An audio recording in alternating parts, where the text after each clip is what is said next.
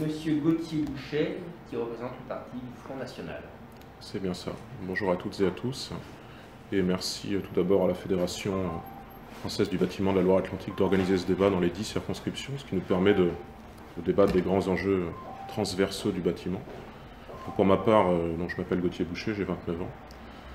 J'ai fait des études d'histoire jusqu'au doctorat. Je suis en train de finir mon doctorat en Sorbonne, je le soutiendrai dans quelques mois. J'ai également à côté de ça, depuis quelques années, un fort engagement politique, militant et politique, qui m'a conduit à rejoindre le Front National et à me présenter à différentes élections. J'ai été élu comme mes deux, je vais pas dire mes deux collègues au conseil municipal, également dans l'opposition, une autre opposition, mais l'opposition au Front National, et je siège également au conseil communautaire. Et puis plus récemment, je suis également, depuis 1 an et demi à peu près, collaborateur d'élu à la région Pays de la Loire, toujours pour le Front National. Très bien, merci beaucoup. Donc, nous allons aborder ce midi 4 thèmes généraux. Le premier thème sera basé sur l'activité, l'activité économique, la primo-accession, l'investissement locatif privé. Donc, tout ça comprend le PTZ, le CITE, le dispositif Pinel, la TVA à taux réduit et le CICE. Voilà pour l'activité, le thème de l'activité. Le deuxième thème sera sur le social. Donc, on parlera du travail détaché, de la pénibilité, le fameux compte pénibilité, et de l'apprentissage et de la formation. Le troisième thème sera sur l'artisanat, le quid sur l'avenir du RSI et du rapprochement entre les réseaux consulaires, la CCI et la CMA, la Chambre de commerce et d'industrie et la Chambre de métiers. Et enfin, nous aborderons le thème sur les plateformes numériques et l'ubérisation de l'activité, donc les régimes des micro-entreprises et de l'auto-entrepreneur. Donc, avant de débuter ce débat, je souhaite préciser que nous ne sommes pas dans l'idéologie, mais dans le pragmatisme. La FFB est attachée au dialogue entre les acteurs économiques et les responsables politiques. Donc, on va commencer sur le thème de l'activité. Donc, je vais vous présenter les points que l'on souhaite aborder, les propositions de la fédération, et à tour de rôle, vous nous exposerez sur les sujets, ce que vous avez à dire sur les sujets. Donc, sur l'activité économique, la primo-accession et l'investissement locatif privé, donc sur le PTZ, le CITE, le dispositif Pinel et la TVA à taux réduit. Donc, en France, depuis 2008, le bâtiment a perdu 100 000 emplois. Parallèlement, ces dispositifs, PTZ, CITE, Pinel, TVA à taux réduit, ces dispositifs devraient créer 10 000 emplois en 2017 dans notre secteur. Donc, souhaitez-vous maintenir ces dispositifs ou les modifier? Donc, ce que propose la fédération, c'est d'ouvrir le CITE sur les résidences secondaires en zone rurale. Donc, qu'en pensez-vous et seriez-vous prêt en cas d'élection à défendre cette proposition? Donc, Monsieur Bouchet. Oui, pour reprendre vos propositions, effectivement, étendre le CITE aux résidences secondaires de communes rurales, c'est une idée. Je ne vois pas très bien comment on pourrait considérer que les habitants des zones rurales, et notamment les agriculteurs, seraient par exemple moins sensibles à la transition énergétique et écologique. Ce serait plutôt le contraire.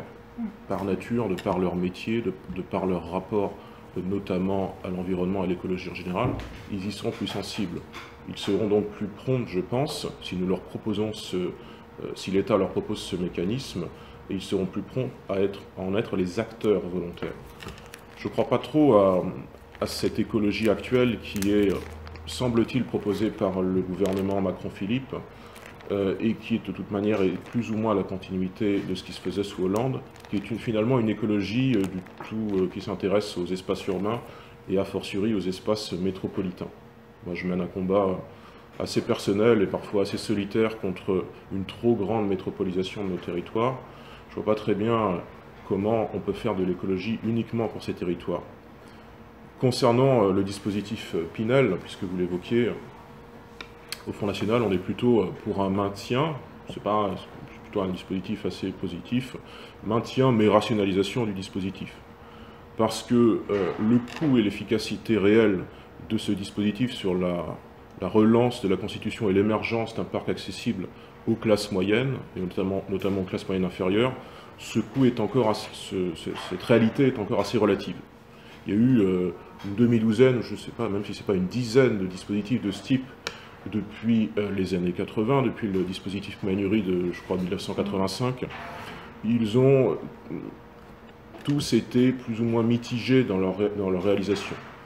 Il y a peut-être un problème s'il y a eu tant de dispositifs. On doit se poser la question. Est-ce qu'ils sont pertinents? Mais bon, c'est mieux que rien. Essayons quand même de rationaliser ce dispositif, tout en le maintenant. Concernant le PTZ, j'y suis évidemment favorable. Je suis favorable à son extension, à sa généralisation. Il me semble également qu'il faudrait finalement un grand plan de l'État, de la puissance publique pour, comment dirais-je, favoriser, accélérer, si on veut vraiment faire une transition énergétique demain, la rénovation thermique des bâtiments.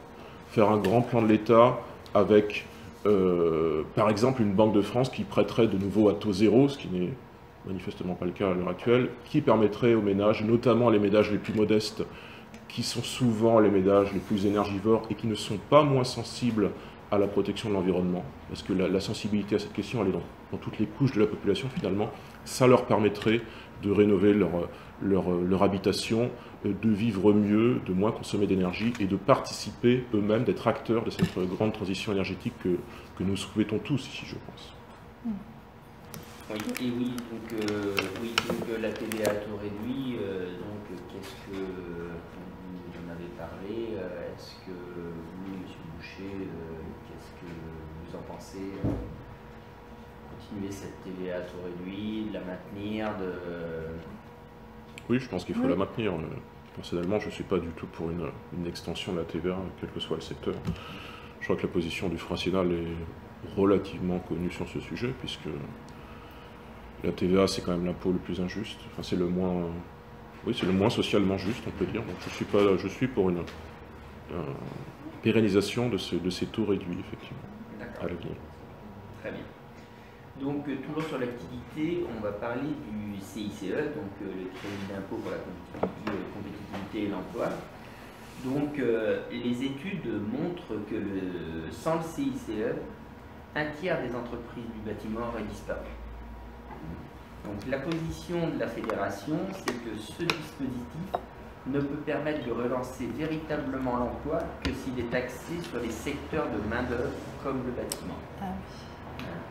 Donc êtes-vous en faveur du maintien de ce dispositif dans la loi de finances 2018? Et si oui, est-ce que c'est dans les mêmes formes? Monsieur Boucher? Oui, sur le CICE, finalement, je vais rappeler des lieux communs, mais encore faut-il les rappeler, justement.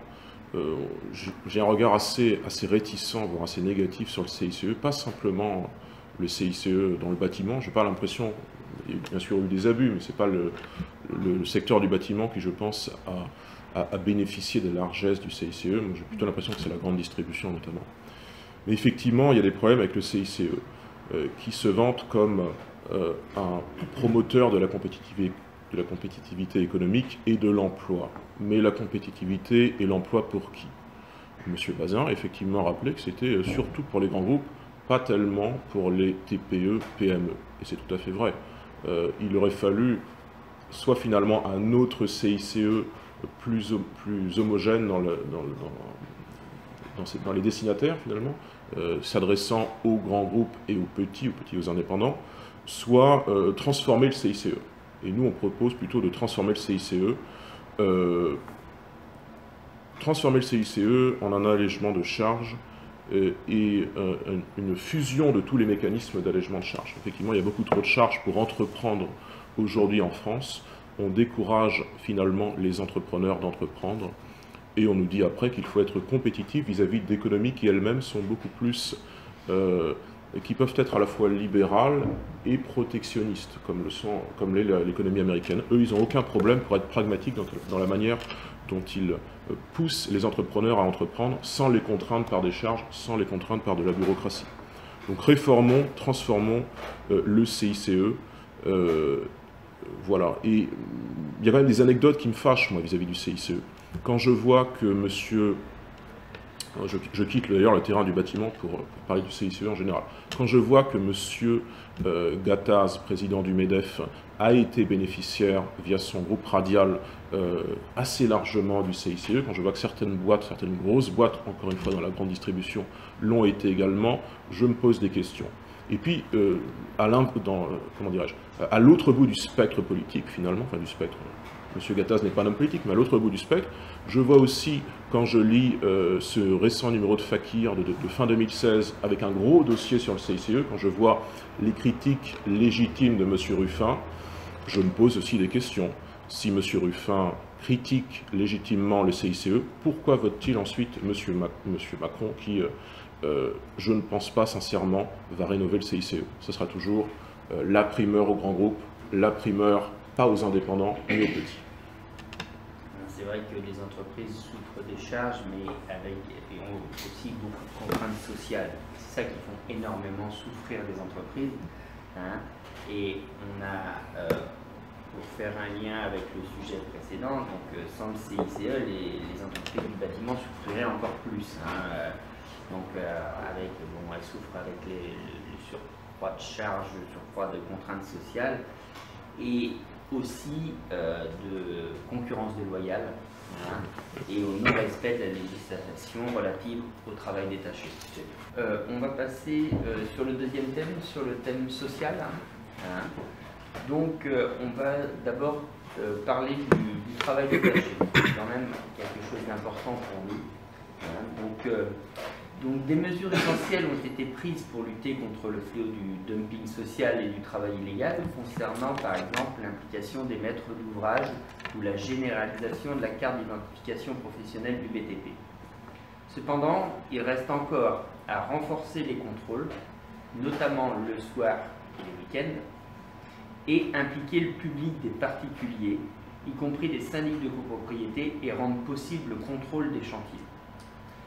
Quelle serait votre position et quels seraient vos outils pour lutter contre la concurrence déloyale des entreprises étrangères qui s'affranchissent des règles applicables en matière de détachement? On va commencer par vous, M. Boucher. Notre proposition, finalement, elle part de très haut, mais elle enrayerait complètement ce problème de détachement des travailleurs, pas seulement dans le bâtiment, mais en général. Notre proposition, c'est de sortir des institutions européennes telles qu'elles sont actuellement mises en place et qui, à notre avis, ne peuvent pas être rénovées. Donc, une sortie unilatérale par l'application de l'article 50 du traité sur le fonctionnement de l'Union européenne, qui aura beaucoup de conséquences sur l'emploi, et notamment l'emploi industriel, dont la possibilité d'abroger cette directive Bolkestein, comme on dit, celle du plombier polonais. Et nous voyons bien que le plombier polonais, qu'il soit polonais, estonien ou autre, il fait beaucoup de mal à l'heure actuelle dans le secteur du bâtiment, dans le secteur, nous le voyons aussi, de la construction navale, des industries en général. Nous n'en voulons plus. Nous n'en voulons plus, pas parce que nous aurions une hostilité de principe vis-à-vis des travailleurs, de ces travailleurs qui sont souvent des gens qui sont très sympathiques. Enfin, on les croise voilà, dans les rues, dans les supérettes, ils font leurs courses, ils sont sympathiques. Même si on ne peut pas communiquer, ce qui est un peu dommage parce qu'on a la barrière de la langue, ce sont des gens sympathiques, travailleurs, dont on comprend volontiers qu'ils viennent depuis les pays d'Europe centrale et orientale pour venir travailler chez nous. Ce qu'on leur reproche, c'est pas tant leur présence que la compression qu'ils entraînent sur nos salaires, la concurrence qu'ils entraînent sur nos acquis sociaux, et puis finalement le fait qu'ils financent non pas notre système de protection sociale, mais le leur. Comment le leur reprocher, puisqu'ils ne font finalement que s'inscrire dans cette directive conséquence de toutes les dérégulations que connaît l'Union européenne depuis quelques années, des décennies même. Donc c'est simple, cette directive, nous en voulons l'abrogation de manière générale. On ne peut pas l'obtenir visiblement à l'Assemblée nationale, même en étant majoritaire. Il faudrait contester encore une fois le système de plus haut. c'est-à-dire contester intelligemment, pas de manière populiste comme je l'entends parfois, mais contester intelligemment, argument contre argument, ce supranationalisme européen qui nous affecte sur notre emploi industriel. Là-dessus, je pense qu'on est très très clair. Ça fait 4-5 ans que je milite sur le terrain régulièrement avec quelques camarades, dont des gens qui sont des ouvriers, qui connaissent donc ce que c'est la concurrence du détachement. Quand on milite à l'embauche ou à la débauche des chantiers navals de Saint-Nazaire et que l'on voit l'accueil qui est réservé à nos tracts et à nos documents de campagne, par exemple, ça montre qu'il y a une sensibilité à notre réponse. Je ne dis pas que notre réponse n'est pas perfectible, mais au moins il y a une écoute, parce que notre réponse est politique, enfin c'est partisane même, mais il y a un intérêt, il y a une curiosité. Nous donnons d'ailleurs nos tracts, y compris aux travailleurs détachés, qui montrent que nous ne sommes pas dans l'exclusion a priori.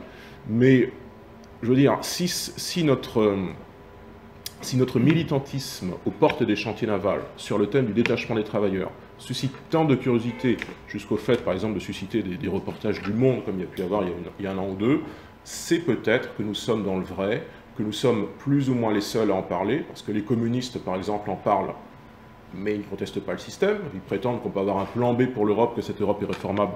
Je ne le crois pas. Quant aux écologistes, aux socialistes, ils en parlent plus ou moins en période électorale, mais c'est assez vague. Ils croient qu'on peut... Alors eux, ils ne pensent pas qu'on peut réformer l'Europe, mais réformer la directive Bolkestein, ce qui à mon avis est encore plus idiot. La droite, je ne sais pas très bien ce qu'elle dit dessus. Le Front National est clair sur ce sujet. Ce serait évidemment comment dirais-je, un bol d'air frais pour le secteur du bâtiment et tous les autres secteurs industriels en général. Bien, on va passer au point suivant sur la pénibilité. Donc le compte personnel de prévention de la pénibilité est extrêmement complexe, facteur d'incertitude pour les entreprises et son coût est très largement sous-estimé. La proposition de la Fédération, c'est la suppression du compte de pénibilité qui sera remplacé par un système individualisé avec une approche médicale des salariés. Un collège de médecins évaluera leur exposition aux facteurs de pénibilité. Soutenez-vous ce dispositif et le considérez-vous compatible avec la réalité des entreprises du bâtiment? Monsieur Boucher, allez-y. Je vous excuser, mais allez-y. Merci. Alors, concernant la pénibilité et le compte pénibilité, nous sommes également, pour notre part, pour une réforme complète de ce compte. Nous considérons qu'il ne prend pas en compte intelligemment la pénibilité. Parce que la pénibilité, elle peut être psychologique, elle peut être physique, elle est différente selon les individus. C'est pas parce qu'il y a un type de métier qui est jugé dur dans sa pratique, difficile dans sa pratique, qu'il l'est nécessairement de manière égale pour chaque individu.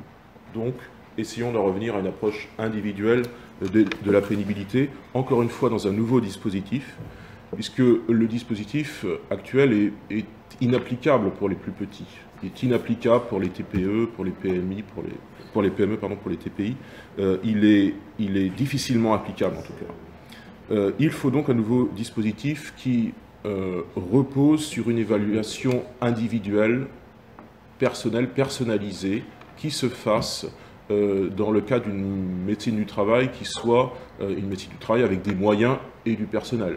Sinon, effectivement, on la considérera toujours comme quelque chose de moindre valeur par rapport à la médecine classique, entre guillemets. On la considérera effectivement comme une médecine au rabais, ce qu'elle n'est pas du tout, puisqu'elle rend de grands services pour que, à notre époque, le travail demeure quelque chose, et pas simplement quelque chose qu'on veut dévaloriser, comme le font, je pense, trop les gouvernements actuels.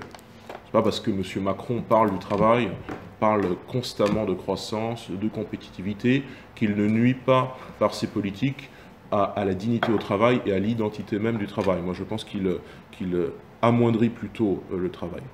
Donc, refond du dispositif qu'est le compte pénibilité actuel. Je suis d'autant plus à l'aise pour le dire que moi, je n'ai aucune... ma formation politique, ma candidate n'a aucune responsabilité dans la mise en place du compte pénibilité. Donc, je suis un peu surpris quand j'entends des appels à la réforme ou à l'abrogation s'agissant des continuateurs de ce que fut le compte pénibilité lorsqu'il a été créé il y a quelques années. On ne peut pas d'un côté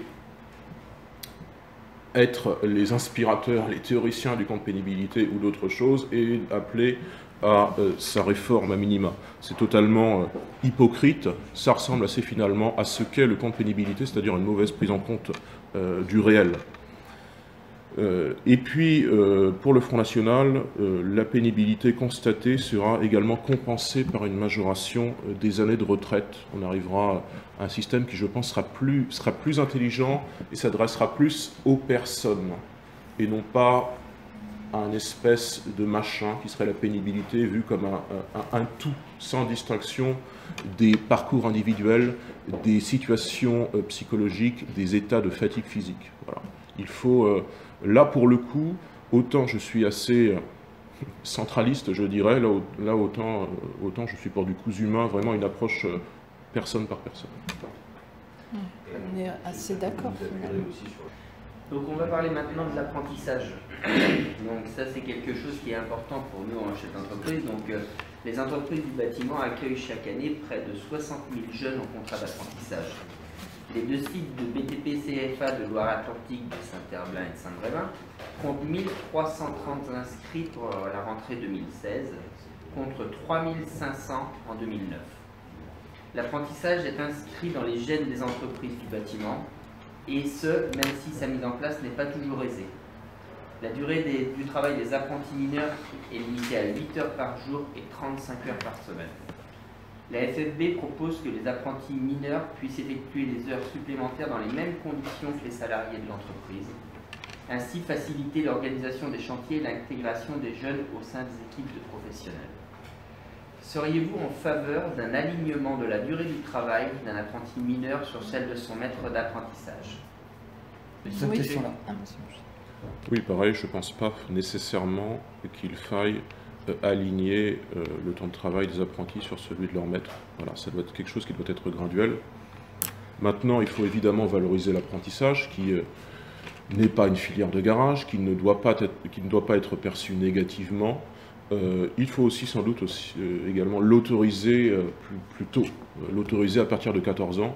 C'est une des positions historiques de notre formation politique que nous développons depuis des décennies même. L'autoriser à partir de 14 ans, ça permettrait à des collégiens qui ne sont pas en décrochage, mais qui simplement veulent faire autre chose que des cours théoriques, d'avoir un pied à l'étrier, de découvrir ce qu'est le monde du travail, de se former à leur future vie d'adulte. Nous sommes également pour un doublement de la prime d'apprentissage. C'est une position que nous avions défendue il y a 1 an et demi de cela, lors de la campagne des élections régionales de 2015. Et puis, nous voulons que la région qui aide à l'apprentissage aide différemment et aide mieux au final.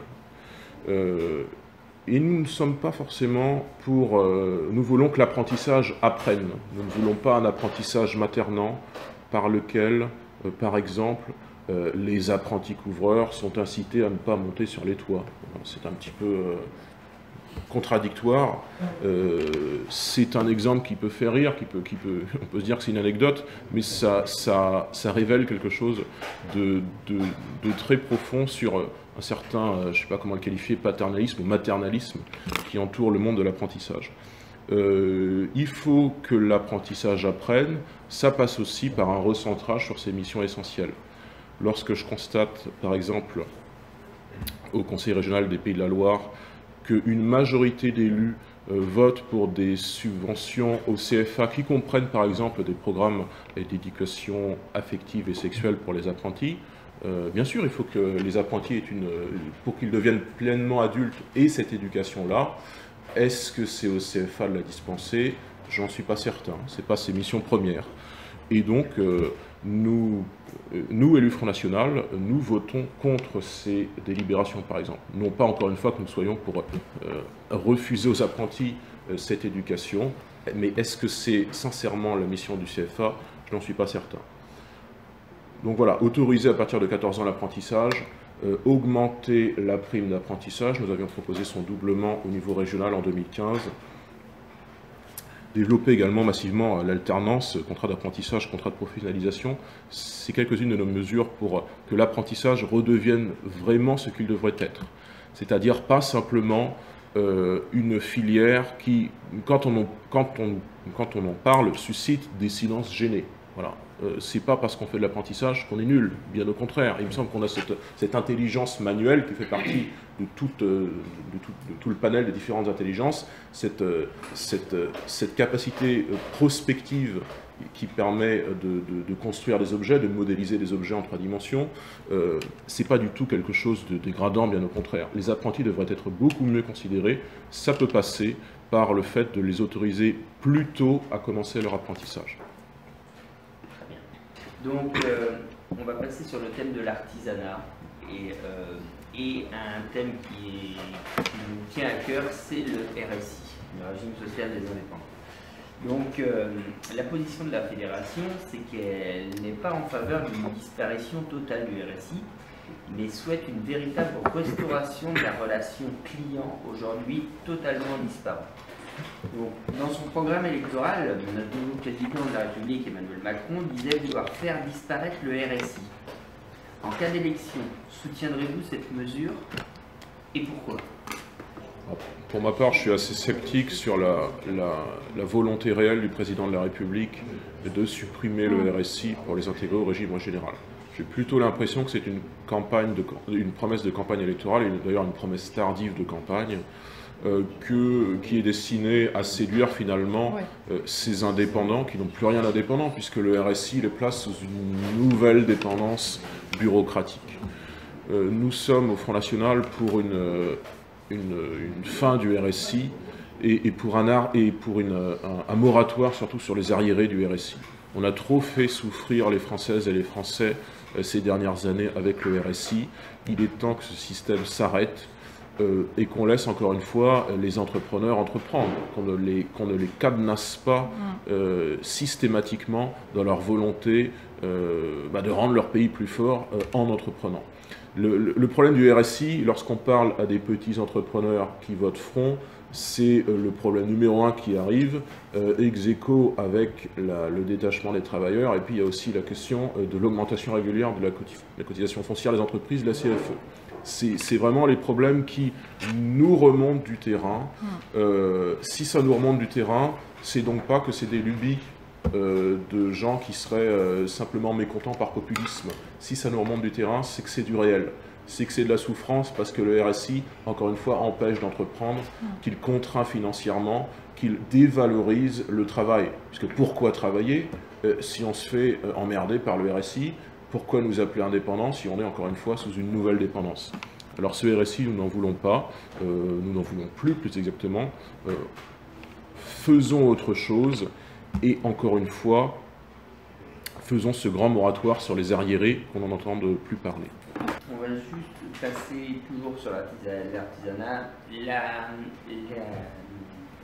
CMA et la CMA-LSSI. Donc, dans un souci de plus grande efficacité ainsi que de réduction des coûts, c'est ça qui est important pour nous, la FFB est en faveur d'un regroupement des réseaux consulaires que sont la Chambre de commerce et d'industrie, la Chambre des métiers de l'artisanat. Quelle position défendez-vous? Quand vous parlez de rassemblement, vous parlez de fusion ou les deux entités restent? C'est un peu ça la question. Une fusion.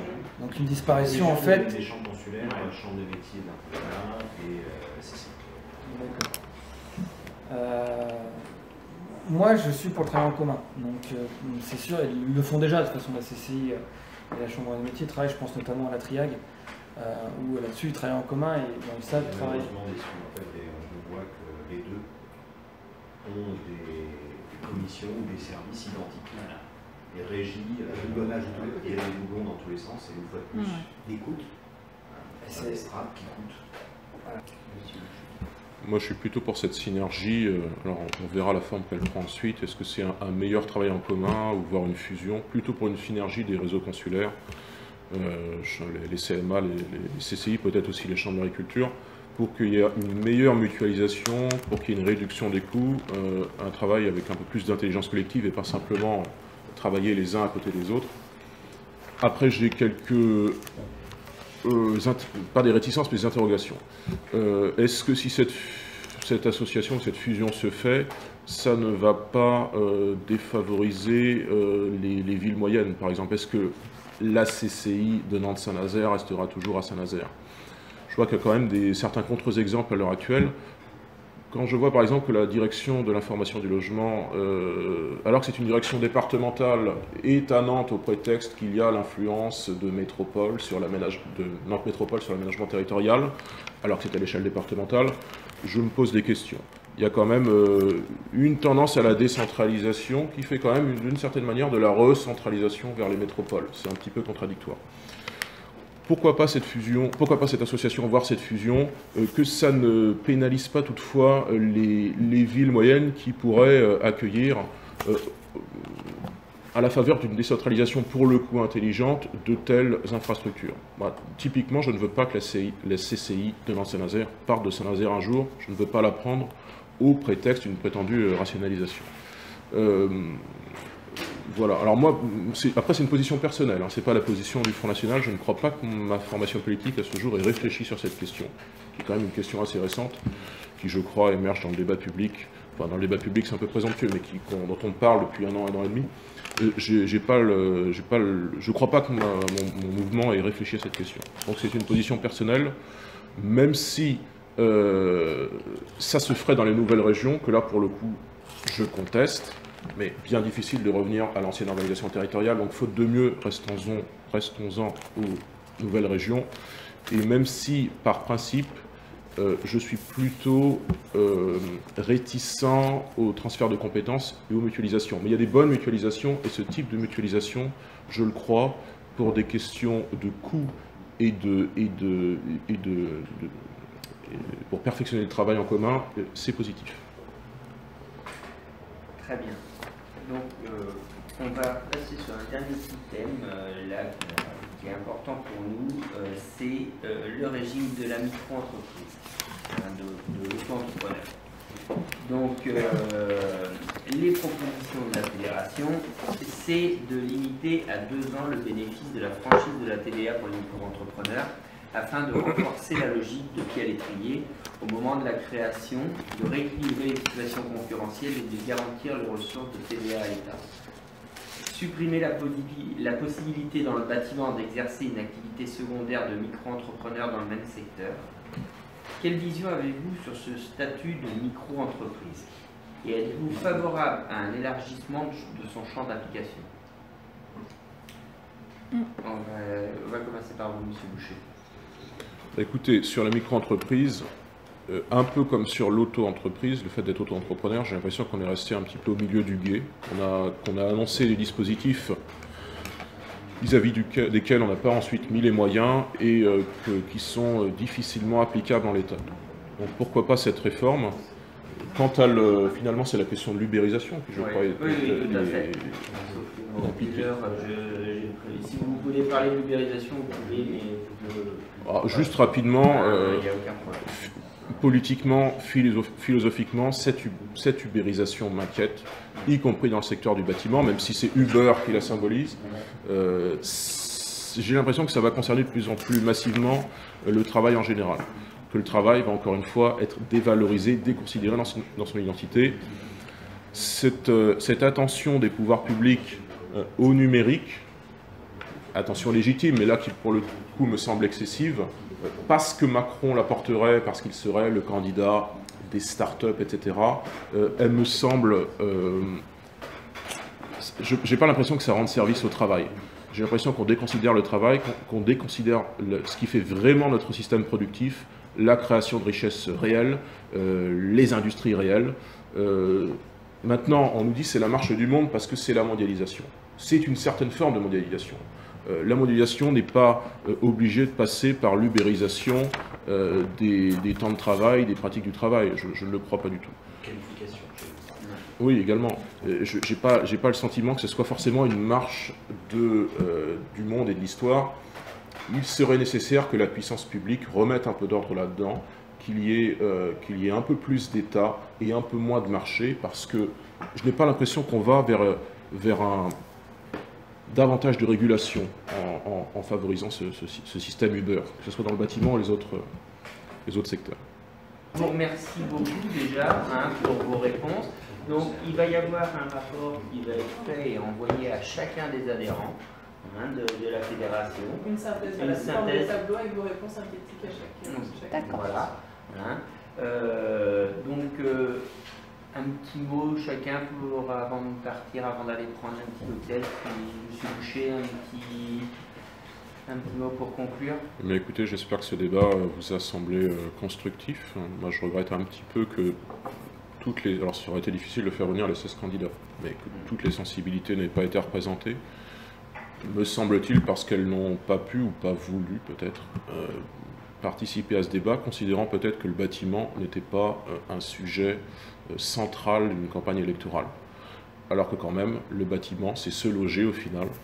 Je pense que la puissance publique et les politiques ont beaucoup à proposer sur ce sujet. Moi, je suis encore une fois, j'ai pas parlé d'ailleurs du sujet j'aurais dû évoquer le sujet de la priorité nationale, ce que nous voulons, c'est-à-dire que les Français soient prioritaires pour l'accès au logement. Je suis de toute façon le seul à avoir cette pensée-là, je pense. Mais j'aurais peut-être aimé avoir plus de contradicteurs, des grands partis, d'En Marche, du Parti Socialiste. Ils ne sont pas venus et les électeurs jugeront souverainement. Je vous remercie aussi de faire ce travail de publication des réponses synthétiques des différents candidats, ce qui nous permettra de faire un comparatif. Très bien, merci, c'est nous qui vous remercions d'être venus.